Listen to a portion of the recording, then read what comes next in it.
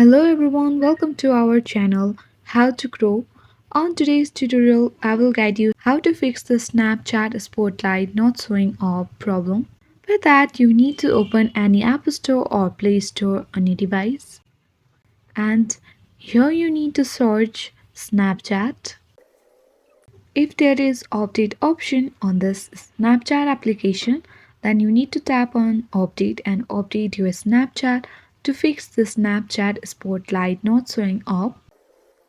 If updating your Snapchat does not fix your Spotlight not showing up problem, then what you need to do is you need to go to the device settings and you need to search your apps, tap on apps, and here you can see on the top app management, tap on it.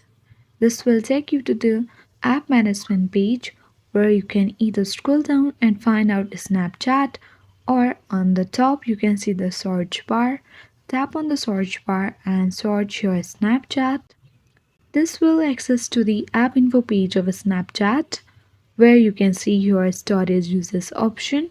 Tap on it and tap on clear cache.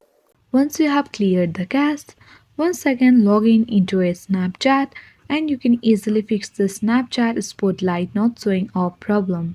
If this video was useful for you, then hit the like button and consider subscribing our channel. Thank you.